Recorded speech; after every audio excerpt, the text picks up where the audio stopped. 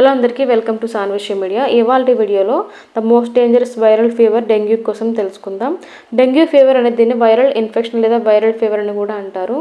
అది మనకి ఎలా సంక్రమిస్తుందంటే ఇన్ఫెక్షన్ సోకిన దోమల కాటు ద్వారా మనకి ఈ డెంగ్యూ వ్యాధి బారిన మనం పడుతూ ఉంటాం అనమాట. అంటే ఈ డెంగ్యూ వ్యాధి అనేది మనకి వస్తుందన్నమాట.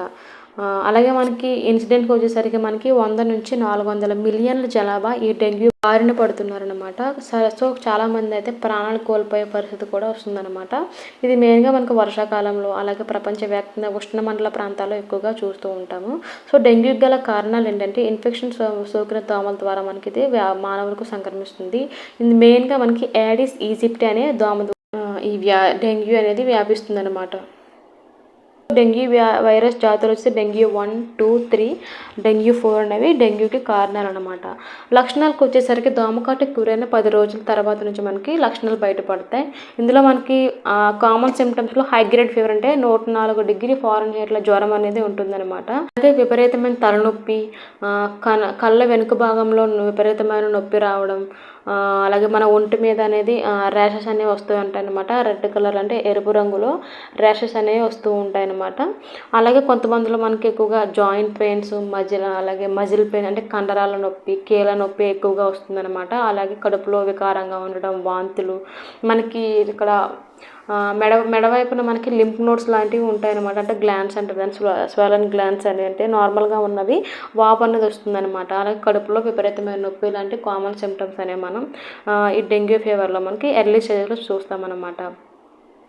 ఇందులో మనకి 3 పేజెస్ అనేది ఉంటుంది. ఫస్ట్ మనకి అంటే 3 స్టేజెస్ లేదా 3 పేజెస్ అంటారు.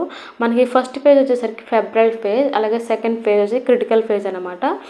3 వచ్చేసరికి రికవరీ ఫేజ్ అనమాట. సో ఈ 3 విభాగాలుగా మనకి ఈ డెంగ్యూ ఫీవర్ని విభజిస్తారనమాట. సో మనకి ఫస్ట్ పేజ్లో మనకి ఫెబ్రల్ ఫేజ్ అంటే ఇందులో మనకి ఇందాక చెప్పుకున్న కామన్ సిమ్టమ్స్ అని ఇందులో వస్తాయన్నమాట. High grade fever, muscle pains, joint pains లాంటివి. ఇది మనకి 3 నుంచి 7 రోజులు ఉంటుంది.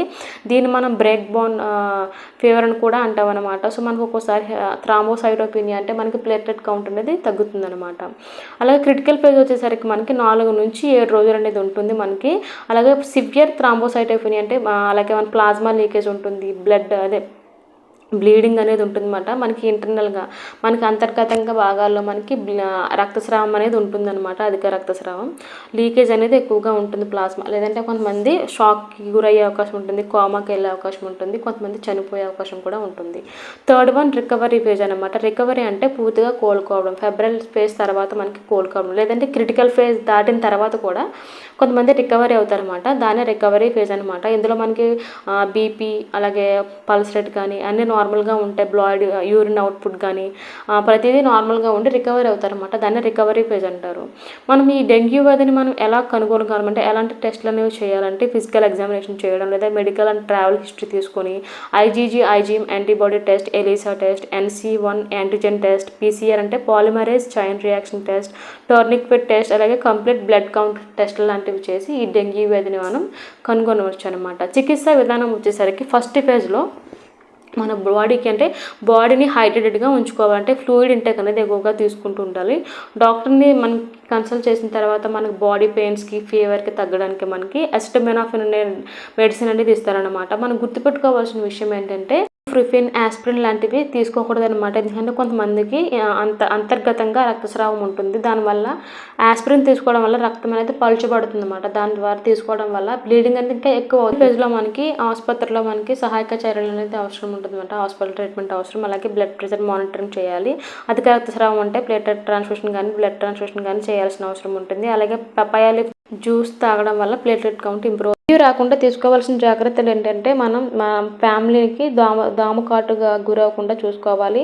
మన పరిసర ప్రాంతాలు చాలా శుభ్రంగా ఉంచుకోవాలి, క్లీన్ అండ్ డ్రైగా ఉంచుకోవాలి. పడుకునేటప్పుడు మస్కిటో నెట్స్ లాంటివి యూజ్ చేయాలన్నమాట. అలాగే మనకి మస్కిటో రీప్లెంట్స్, అలాగే కాయిల్స్, స్ప్రేస్ లాంటివి యూజ్ చేసుకుంటే దోమలు రాకుండా ఉంటాయి.